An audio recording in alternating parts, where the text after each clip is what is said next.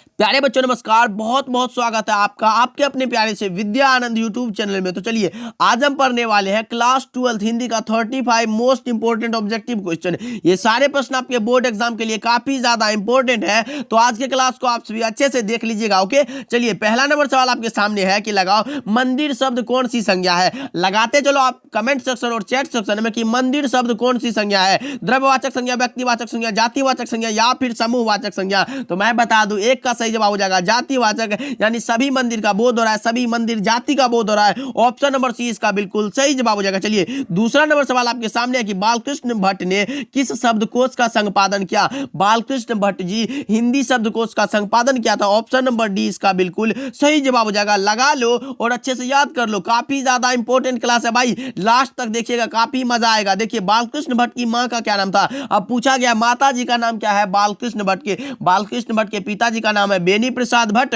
और माताजी का नाम है पार्वती देवी। ऑप्शन नंबर बी इसका बिल्कुल सही जवाब हो जाएगा। याद करते चलो आप सभी। चलिए चौथा नंबर सवाल देखिए क्या कह रहा है कि गुलेरी जी ने किस पत्रिका का संपादन किया। अब बताओ आप सभी कि चंद्रधर शर्मा गुलेरी ने किस पत्रिका का संपादन किया था। तो समालोचक काशी नागरी प्रचारणी पत्रिका। ऑप्शन नंबर डी इसका बिल्कुल सही जवाब हो जाएगा। 4 का D is the correct answer. Okay, चलिए 5 नंबर सवाल देखिए कि चंद्रधर शर्मा गुलेरी की वृत्ति क्या थी। अब बताओ आप सभी, जब पूछा गया कि चंद्रधर शर्मा गुलेरी की वृत्ति क्या थी तो इसका काम था अध्यापन कराना, यानी ऑप्शन नंबर सी इसका सही जवाब हो जाएगा। ओके, 6 नंबर सवाल देखिए क्या कह रहा है कि प्रभावती जी किनकी पुत्री थी। भाई लगाओ सही जवाब क्या होगा कि प्रभावती जी किनकी पुत्री थी। ब्रजकिशोर प्रसाद की। भाई ऑप्शन ए सही जवाब हो जाएगा। प्रसिद्ध गांधीवादी ब्रजकिशोर प्रसाद की पुत्री थी। अच्छे से याद कर लो आप सभी। चलिए 7 नंबर सवाल क्या कह रहा है कि जयप्रकाश नारायण की प्रारंभिक शिक्षा कहां से हुई थी। अब बताओ आप सभी कि जयप्रकाश नारायण लोकनायक की प्रारंभिक शिक्षा कहां से हुई थी। बताओ 7 का सही जवाब क्या होगा। इनका प्रारंभिक शिक्षा घर पर ही हुई थी, तो ऑप्शन ए इसका बिल्कुल सही जवाब हो जाएगा। फिर ये पटना कॉलेजिएट में दाखिल हुए थे। चलिए 8 नंबर सवाल देखिए कि दिनकर जी कवि के साथ और क्या थे। भाई दिनकर जी कवि के साथ और क्या थे, तो ये सही जवाब हो जाएगा। 8 का सही जवाब हो जाएगा गद्यकार एकांकीकार, यानी ऑप्शन नंबर सी इसका बिल्कुल परफेक्ट जवाब हो जाएगा। चलिए 9 नंबर सवाल देखते हैं भाई, रामधारी सिंह दिनकर का उपनाम क्या था। भाई लगाओ सही जवाब, रामधारी सिंह दिनकर का उपनाम क्या था। सॉरी, रामधारी सिंह दिनकर भी बता दिया। ऑप्शन नंबर बी इसका बिल्कुल सही जवाब हो जाएगा। ओके, चलिए 10 नंबर सवाल देखते हैं क्या कह रहा है कि अज्ञेय हिंदी के अलावा किस भाषा के जानकार थे। भाई अज्ञेय जी हिंदी के अलावा किस भाषा के जानकार थे। संस्कृत, अंग्रेजी, फारसी, तमिल, इनमें से सभी। तो लगा लो जी, ऑप्शन नंबर डी लगा लो जी, बिल्कुल सही जवाब हो जाएगा। 10 का D is the correct answer. Okay, चलिए 11 नंबर सवाल देखिए कि रोज शीर्षक कहानी के लेखक कौन है। रोज शीर्षक कहानी के लेखक है सच्चिदानंद हीरानंद वात्स्यायन अज्ञेय। ऑप्शन नंबर बी इसका बिल्कुल करेक्ट जवाब हो जाएगा। चलिए 12 नंबर सवाल आपके सामने लगाओ जी कि 1914 में भगत सिंह किस पार्टी की ओर आकर्षित हुए थे। तो गदर पार्टी। क्या गदर पार्टी। ऑप्शन नंबर ए इसका सही जवाब हो जाएगा। लगा लो जी। चलिए 13 नंबर सवाल देखिए क्या कह रहा है, भगत सिंह सदैव किसका चित्र पॉकेट में रखते थे। अब बताओ कि भगत सिंह जी किसका चित्र फोटो अपने पॉकेट में रखते थे।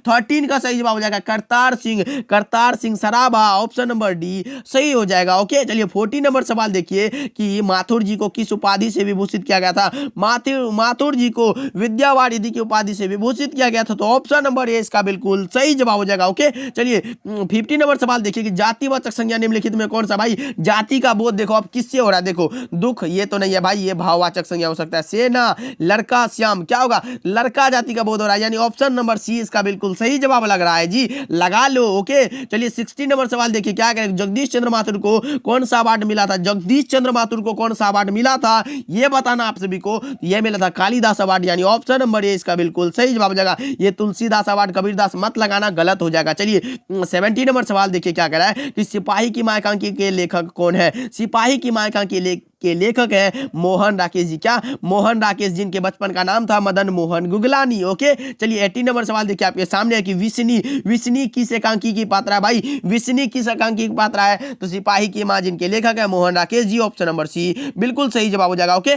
चलिए नेक्स्ट सवाल देखते हैं। 19 नंबर सवाल क्या कह रहे हैं, नामवर सिंह किस पत्रिका के संपादक थे। अब बताओ आप सभी कि नामवर सिंह जी किस पत्रिका के संपादक थे। 19 का सही जवाब हो जाएगा आलोचना त्रैमासिक। कब आलोचना त्रैमासिक 1967 में थे, ये भी ध्यान में रखिएगा। ओके, तो ऑप्शन नंबर ए इसका बिल्कुल सही जवाब हो जाएगा। चलिए 20 नंबर सवाल देखिए क्या कह रहा है कि कविता के नए प्रतिमान पर नामवर सिंह को कौन सा पुरस्कार मिला था। यह बताना आप सभी को, कविता के नए प्रतिमान पर नामवर सिंह को कौन सा पुरस्कार मिला था। तो साहित्य अकादमी का पुरस्कार मिला था, यानी ऑप्शन नंबर बी इसका बिल्कुल सही सही जवाब होने वाला है। लगा लो और अच्छे से याद कर लो। चलिए 21 नंबर सवाल देखिए क्या कह रहा है कि ओम प्रकाश वाल्मीकि का जन्म कब हुआ था। अब पूछा गया आप सभी को ओम प्रकाश वाल्मीकि का जूठन दलित आत्मकथा के लेखक है ओम प्रकाश वाल्मीकि और इनका जन्म पूछा गया आप सभी से। 21 का सही जवाब क्या होगा, तो इसका सही जवाब हो जाएगा 30 जून 1950, यानी ऑप्शन नंबर सी इसका बिल्कुल सही जवाब हो जाएगा। ओके चलिए 22 नंबर सवाल देखिए आपके सामने कि ओम प्रकाश वाल्मीकि को कौन सा पुरस्कार दिया गया था। देखो जी मैंने यहाँ इसका डेट भी लिख दिया है, तो अच्छे से ध्यान में रखिएगा। ये सभी पुरस्कार इसको दिया गया था। डॉक्टर अम्बेडकर राष्ट्रीय पुरस्कार 1993 में, परिवेश सम्मान 1995 में, जयश्री सम्मान 1996 में। इसका सही जवाब हो जाएगा डी, ऑप्शन डी। ओके चलिए मलियज जी का जन्म कहाँ हुआ था। अब बताएंगे आप सभी कि मलियज का जन्म कहाँ हुआ था, दिल्ली, अहमदाबाद, आजमगढ़ या फिर छत्तीसगढ़। 23 का सही जवाब हो जाएगा आजमगढ़, उत्तर प्रदेश। कौन सा, ऑप्शन सी इसका बिल्कुल सही जवाब हो जाएगा। अच्छे से याद कर लो। चलिए 24 नंबर सवाल क्या करें, मलियज जी का जन्म कब हुआ था। मलियज का जन्म कब हुआ था बताओ। 24 का सही जवाब क्या होगा, तो इसका सही जवाब हो जाएगा 1935 में। कब, 1935 में। ऑप्शन नंबर बी इसका बिल्कुल सही जवाब हो जाएगा। यह जन्म है, निधन हुआ था 26 अप्रैल 1982 को। कब, 26 अप्रैल 1982। अच्छे से ध्यान रखिएगा। चलिए नेक्स्ट सवाल देखते हैं। 25 नंबर सवाल है यथाशक्ति में कौन सा समास है। यथाशक्ति में अब यही भाव समास हो जाएगा। यथाशक्ति बेवर, ऑप्शन नंबर 20 का सी इसका सही जवाब हो जाएगा। चलिए नेक्स्ट सवाल देखते हैं। तिरिच लेखक संबंध किससे है। तिरिच लेखक का संबंध किससे है। तिरिच लेख का संबंध है लेखक के पिताजी से। ऑप्शन ए इसका बिल्कुल परफेक्ट जवाब हो जाएगा। चलिए 27 नंबर सवाल की ओर बढ़ते हैं। उदय प्रकाश जी किस पत्रिका के सहायक संपादक रहे हैं। उदय प्रकाश जी किस पत्रिका के सहायक संपादक रहे हैं। लगाओ सही जवाब क्या होगा 27 का, संडे मेल नई दिल्ली। ऑप्शन नंबर ए इसका बिल्कुल सही जवाब हो जाएगा। चलिए 28 नंबर सवाल आपके सामने है कि दरियाई घोड़ा किन की रचना है। लगाओ जी 28 का सही जवाब क्या होगा, दरियाई घोड़ा उदय प्रकाश की रचना है, यानी ऑप्शन नंबर सी इसका सही हो जाएगा। लगा लो। ओके चलिए 29 नंबर सवाल देखिए कि जय कृष्णमूर्ति का जन्म कब हुआ था। ये आपके बोर्ड एग्जाम के लिए काफी ज्यादा इंपॉर्टेंट है भाई। भी आई क्वेश्चन है, याद कर लेना कि जय कृष्णमूर्ति का जन्म कब हुआ था। यह हुआ था 12 मई 1895, यानी ऑप्शन नंबर ए इसका बिल्कुल सही जवाब हो जाएगा। ओके चलिए 30 नंबर सवाल आपके सामने है। आप विद्यालय क्यों जाते हैं। ये आप ही बताओ, मैं पूछ रहा हूं आपसे कि आप विद्यालय क्यों जाते हैं। शिक्षा प्राप्त करने के लिए, नौकरी करने के लिए, खेल प्रशिक्षण देने के लिए या फिर पढ़ाने के लिए। तो अब ये सी बात है भाई, शिक्षा प्राप्त करने के लिए ही ना जाएंगे। ऑप्शन नंबर ए इसका बिल्कुल सही जवाब हो जाएगा। चलिए 31 नंबर सवाल आपके सामने है कि आलस शब्द का विशेषण आलस का हो जाएगा आलसी, यानी ऑप्शन नंबर सी इसका बिल्कुल सही जवाब हो जाएगा। आलस का विशेषण है कि वो दूसरों को आलसी बनाता है। ओके चलिए नेक्स्ट सवाल देखते हैं। 32 नंबर सवाल है निवास शब्द में कौन सा उपसर्ग है। नी हो जाएगा, नी प्लस वास, यानी ऑप्शन नंबर डी सही जवाब हो जाएगा। चलिए 33 नंबर सवाल आपके सामने है। पुरातन में कौन सा उपसर्ग है भाई,